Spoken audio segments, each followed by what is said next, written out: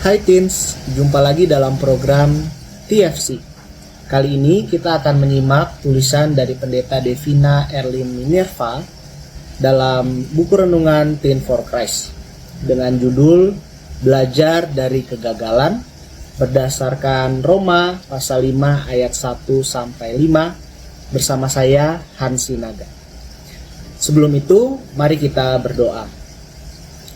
Bapa di dalam surga, terima kasih untuk penyertaan-Mu dalam hidup kami. Kau senantiasa menjaga, melindung, dan membimbing kami dalam kehidupan kami, tumbuh kembang kami. Dan pada saat ini, kami hendak membaca renungan, kiranya Roh Kudus Tuhan hadir bersama-sama dengan kami, senantiasa menuntun kami akan pemahaman setiap firman dan kehendak Allah, sehingga kami menjadi pelaku dalam tindak laku kami, perkataan, dan perbuatan kami. Di dalam Kristus Yesus kami sudah berdoa. Amin. Yang menjadi dasar permenungan kita terambil dari Roma pasal 5 ayat 3-4. Kita malah bermegah dalam kesengsaraan kita karena kita tahu bahwa kesengsaraan itu menimbulkan ketabahan, ketabahan menimbulkan tahan uji, dan tahan uji menimbulkan pengharapan. Pernah dengar kisah Thomas Alva Edison, sang penemu lampu?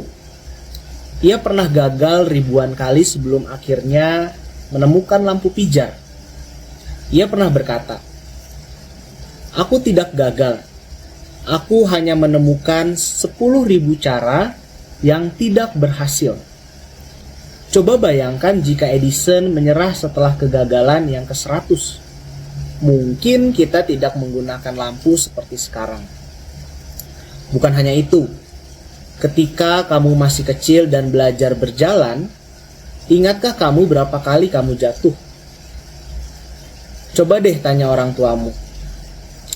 Namun, apakah kamu lalu tidak mau berdiri dan mencoba berjalan lagi? Tidak, bukan? Kamu tetap mau berjalan.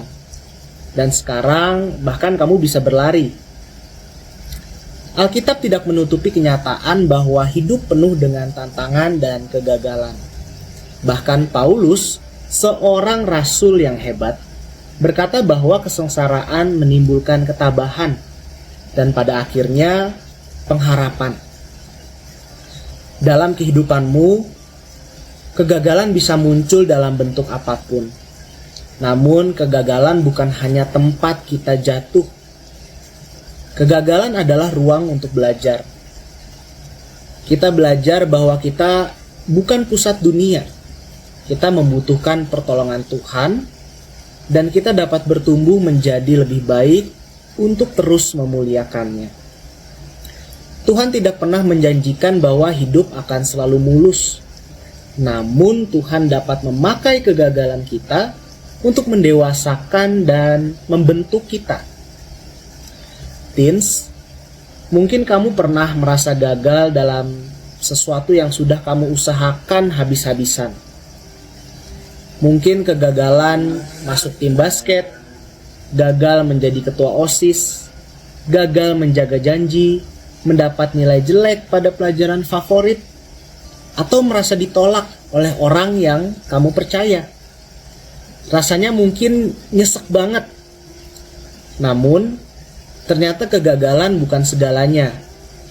Justru kegagalan bisa menjadi titik awal pertumbuhan baru jika kita mau belajar darinya. Mari kita berdoa. Ya Bapa, kami menyadari akan setiap kegagalan kami. Kegagalan dalam pendidikan, kegagalan dalam kami berusaha, bahkan kegagalan untuk dapat mengikuti kehendak-kehendak Tuhan. Namun, biarlah Roh Allah senantiasa memberikan kami kekuatan, ketabahan, dan juga pengharapan untuk dapat terus belajar dari setiap kegagalan kami. Mampukan kami untuk tidak menyerah akan setiap kegagalan kami, tapi kami mau terus berjuang lebih baik lagi sehingga kami dapat memuliakan Tuhan.